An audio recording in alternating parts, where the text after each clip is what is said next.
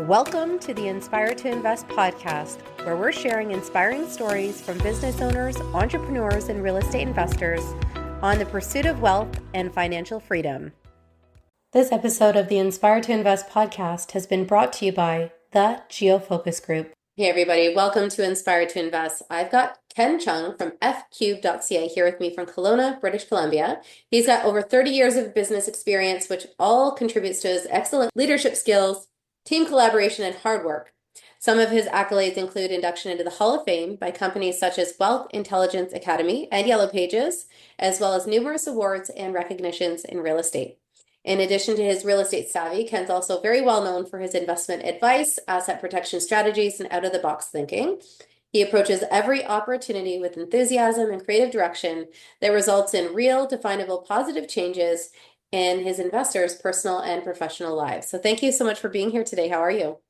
Oh, I'm awesome. Thanks so much for having me. It's an honor to be here. So can you take me back to the beginning? Obviously, you've got this robust career in real estate, but where did this all kind of come into the picture with you in terms of being an entrepreneur and specifically in the real estate space?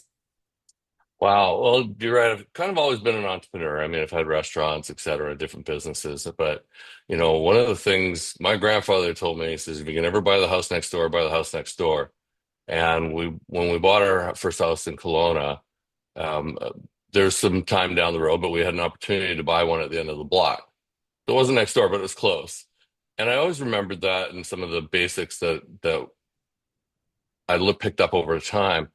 And it was an opportunity to start something and put something aside for my family. And that's where it all started. So then I bought the one and then I learned a few things. So then I bought two at the same time. And then I realized, hey, you can buy more than one in a day. So then I bought three. And then all of a sudden within 2 years, I had 12 houses. It was crazy. Yeah. And then I learned something I didn't learn. A friend invited me to something. He says, "Hey, I went to this thing and I learned this, and I've got to go to this thing this weekend. I think you should come." And I said, "You did what? Paid how much?" And so I went down and I figured go with an open mind. You never know what you don't know. Yeah. And I learned a lot. Yeah. So that's what started it off. Now, how are you financing that? Because I have found that a lot of investors start out, buying that first rental property, and then you realize very quickly that you can be capped out from the bank. So were you joint venturing with these, or like how are you buying them in the early days? In the early days, it was same thing. I started on my own and put them in my name. And I bought some with my uncle, and then but most of it was just the two of us for a while for this fall. And we Yeah. had the same problem come up. And the first strategy I learned was to put them in companies. So when I was buying more properties, I put them in a corporation. I personally guaranteed the mortgage, Yeah. and because I'm only guaranteeing it, I'm not actually on the mortgage.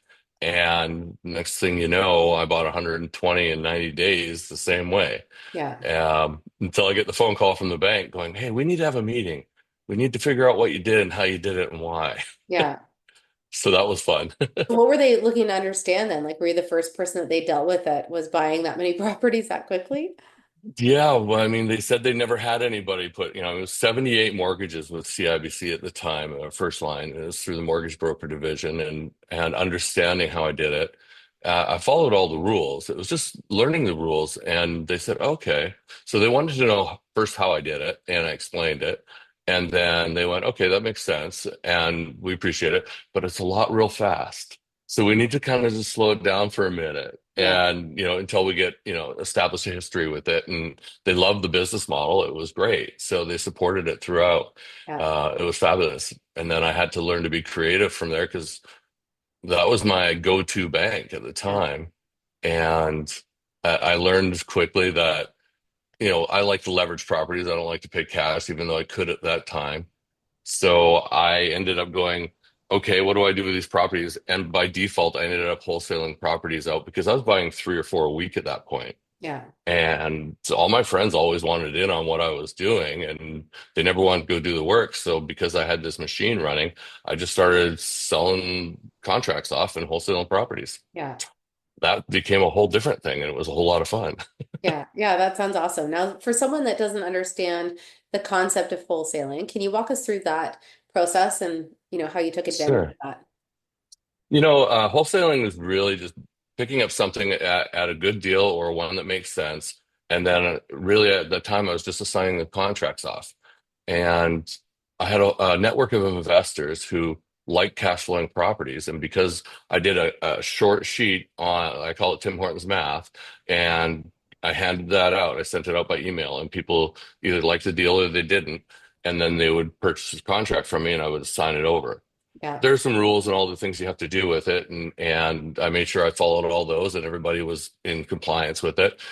But it worked out really well because I knew the market. I think that was Yeah. one of the biggest things. There's a lot of people who wholesale but don't know the market that they're wholesaling from. Yeah. But I had the experience there, and that really gave the comfort and security to the people that were buying them because they also got my network Yeah. of people that my power team that was running them and doing everything. Yeah. Because it's not always easy to be an away landlord.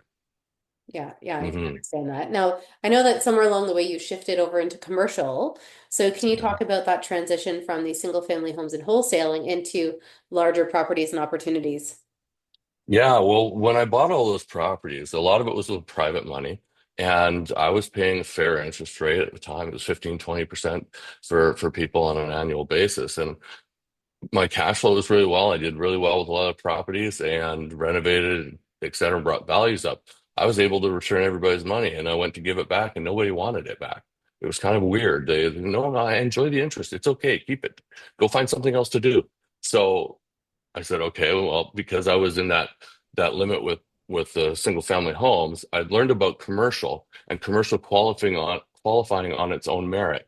So Yeah, on its own cash flow and its own values. And if I could improve it and give it some lift and gain some additional value there, it really went well with the banks. So that's how I started buying commercial buildings. And it's funny, I bought a meat, I don't know what you call it. It's like a butcher, and he would do his own meat smoking in the back.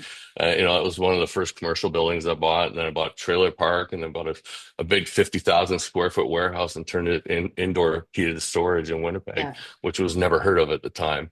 Turns out, actually, it was the original dairy farm yeah. with a cattle walk going up 5 stories. It was Oh, fun. It wow. was a lot of fun. Yeah. That's really History. interesting.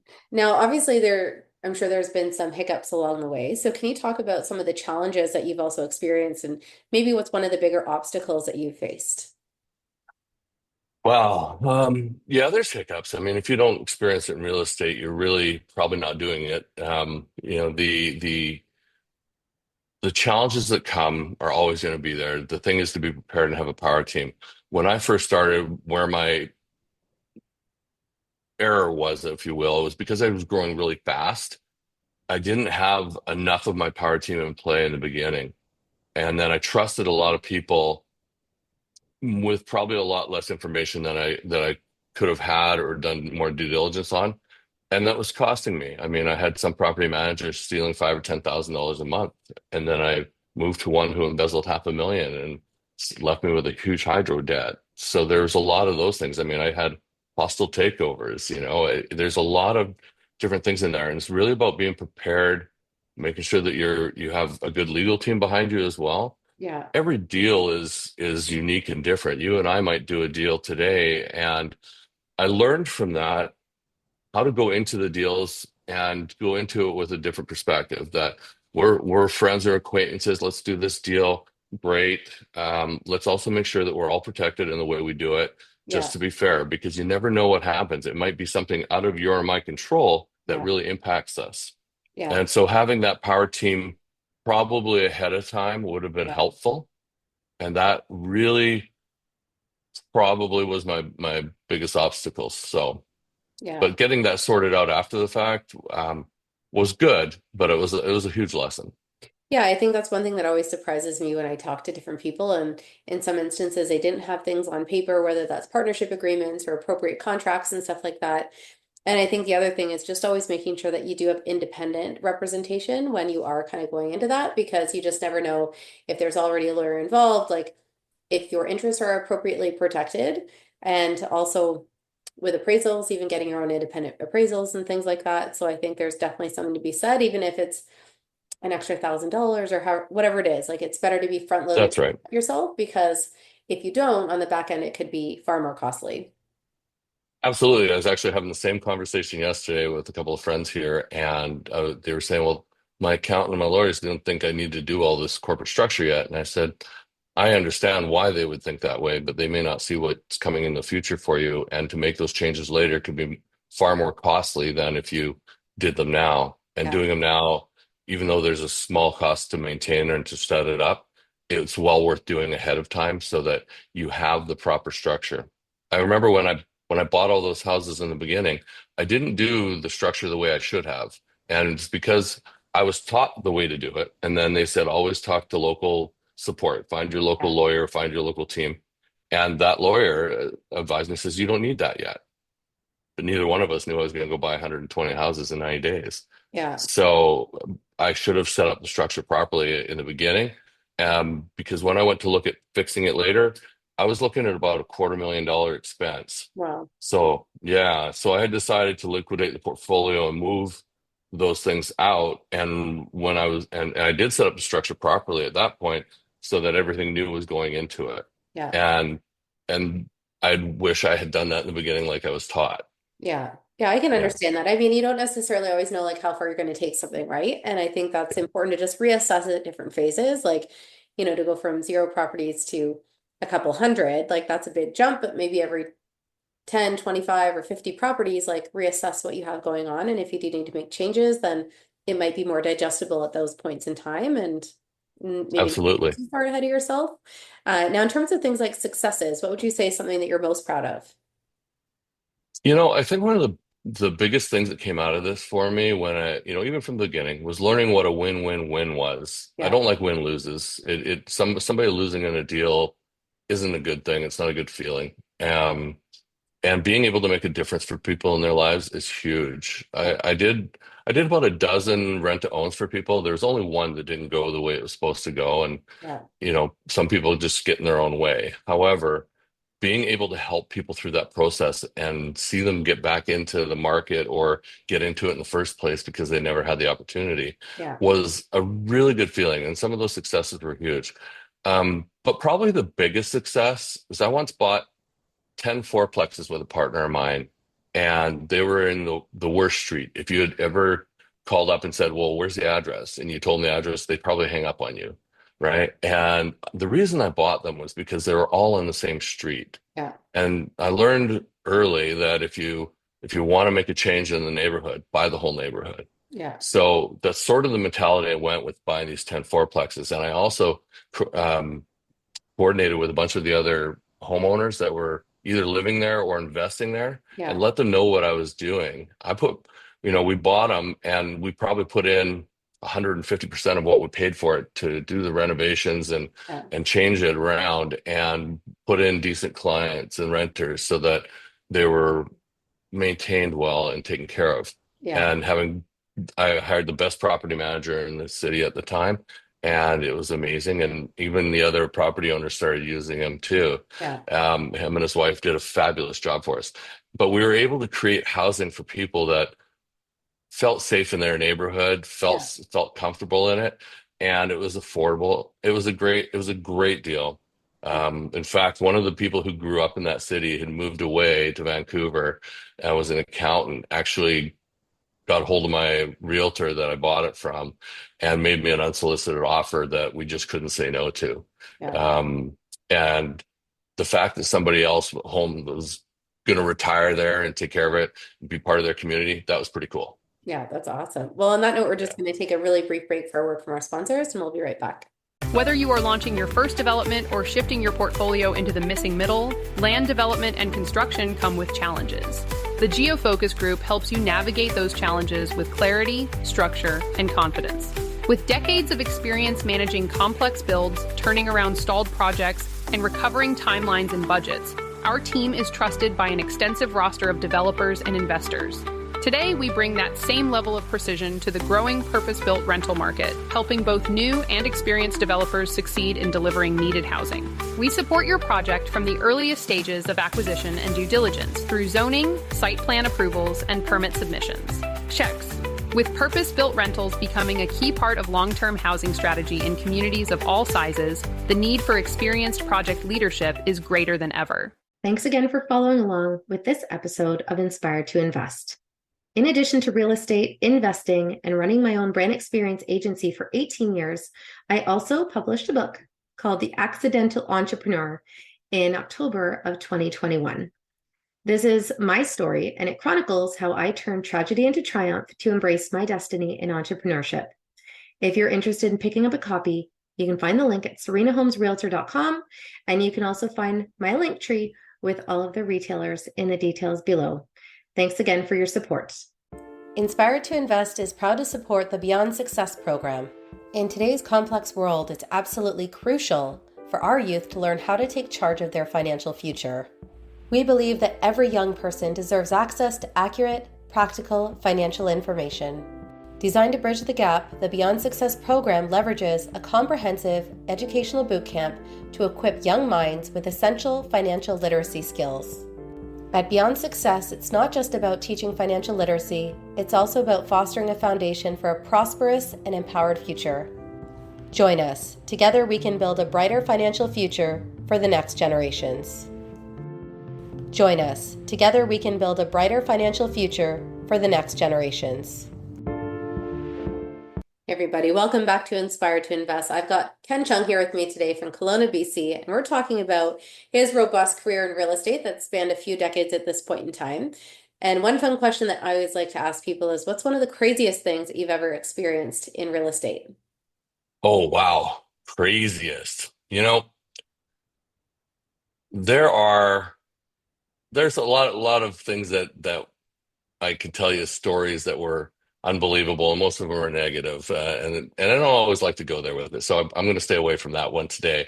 But the craziest things were being able to negotiate deals that just because I thought outside of the box and I was able to talk to the sellers directly Yeah. made it so much easier.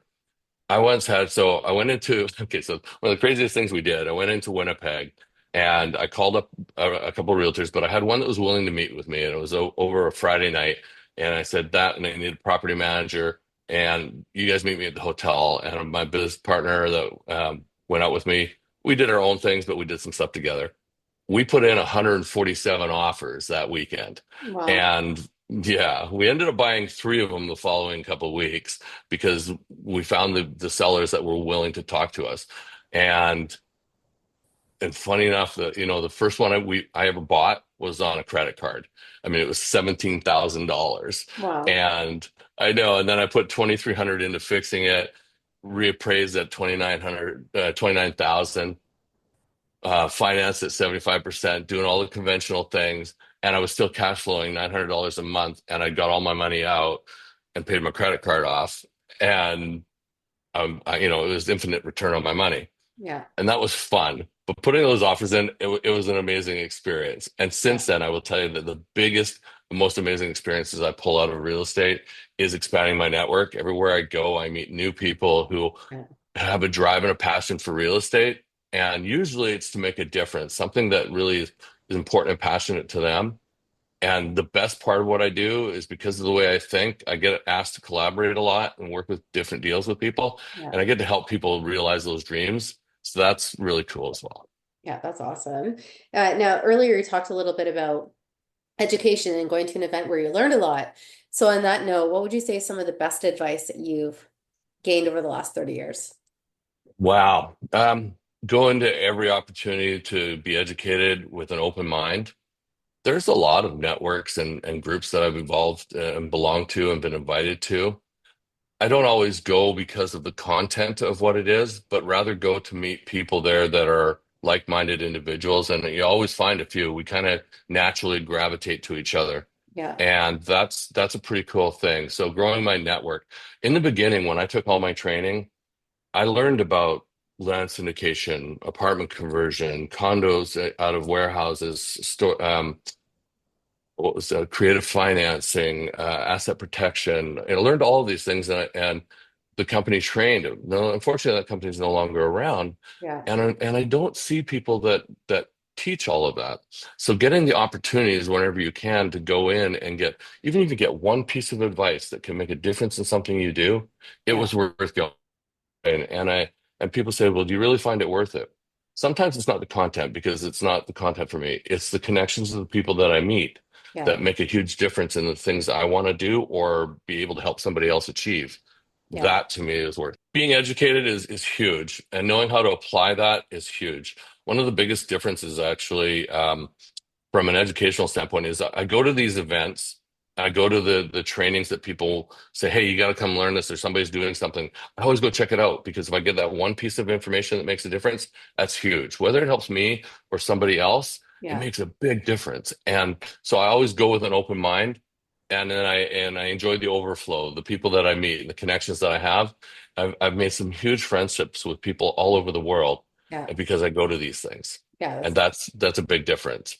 That education is a big part, So you with know? everything that you've done, like what would you say is next for you? Like what kind of projects are you looking for right now? Like, do you feel like you're comfortable where things are at, or are you still looking for the next best deal? No, well, I'm always looking at deals, but I'm in a different place in my life now. I mean, back then when I was building the empire, I didn't know how much was enough. And you have your rise and your fall and things, and I went through and I lost a lot. And what I learned through that process was how much is enough, right? And for my family and myself, I'm very fortunate. I have an amazing wife and two boys that are not young anymore, and they're adulting, and that's all entertaining in itself.